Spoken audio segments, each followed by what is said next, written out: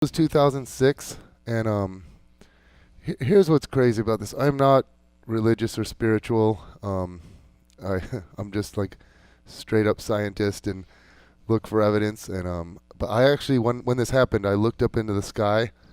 I remember it like it was yesterday. This is October 10th, 2006. I looked up in the sky and I went, oh my God, from here forward, my whole life's going to be different. And this is what happened.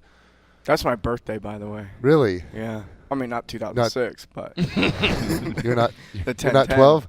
No. You're not 11. Do you remember what you were doing that day? 2006. I could probably figure it out. Go on. It'll hit me. Get back to us. So there was a UFC fight. My girlfriend at the time was with me. We were on the couch watching UFC, and this one was Tito Ortiz and Ken Shamrock 3. Oh, And that's what I was doing. Yeah, there you go. That was it. But I didn't care who won. I just didn't want it to be done in the first round. They hyped it up so much, and there was such a rivalry between the two. I didn't like Tito's attitude, but I didn't care if he won. I just didn't want it to go so quick. And Tito full mounts Ken Shamrock, starts raining down punches, and I'm like, buck him off, buck him, you gotta try. You can't just lay there. You gotta try to get him off of you. But I'm like, why wouldn't he be trying to buck? Maybe he's not strong from that position. Well, there's more to it in jiu-jitsu. Like, you can get your hooks in, and it's hard to escape at that level.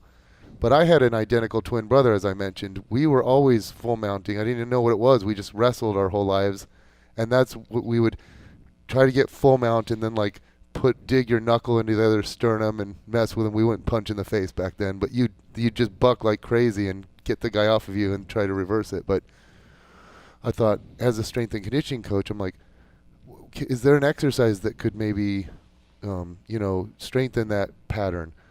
And I'm like, okay, I can't be like, hey, Anders, come straddle me. I'm going to bust out 20 reps. That's a different kind of website you're building there. We're not ready for that yet. So I'm like, okay, what could I use for resistance? And I'm like, but you're on the ground. Is there any way I could use more range of motion? Ideally, you'd have that pattern with more range and resistance. So I thought, what if I put my back on the glute ham pad, on the glute ham developer, put my feet up on the reverse hyper. So to this day, that's the same reverse hyper, that's the same glute ham raise right there. So I went out into my garage. I'm like, I asked my girlfriend, I'm like, come help me move this. And she's like, why can't we just do this tomorrow? And I'm like, fine, I'll do it myself. So I moved this across. You're so unsupportive. Yeah. Yeah. Little did she know she could have been part of history.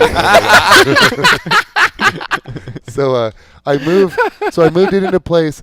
And I didn't think of putting a barbell there. I just thought about putting a dip belt I put 4 45-pound plates because, that's 180 pounds. That's around what a regular man weighs. Because I was still thinking full mount escape. Right. It was so hard to toggle into position. I used those handles, and it was so awkward. And then I'm like, what if these split apart while I'm doing it?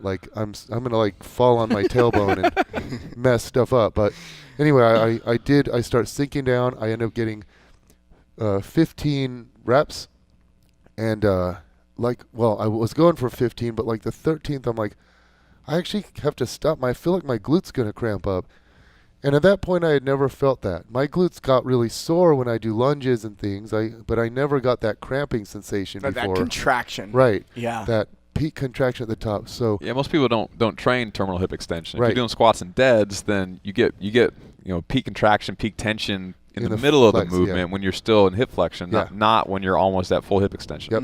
So I thought, oh my God, my whole life is going to change. I'm going to get this movement popular. And then I remember talking to a client that I was training the next day, and I'm like, I want to write an article for T Nation, or I want to try to get this popular. But how can I? I'm like, no one can buy a glute ham developer and a reverse hyper, and what if they split apart? It's dangerous. Plus, it's a pain in the butt. It wouldn't become a regular thing. So that's when my client was like, seems like you need to make something. And that's what I made right there, the Scorcher. And I had it at my gym. And then at that point, I had never thought of doing it with a barbell and a bench. We'd never done any of it. At my gym, 2 years, we just used that guy.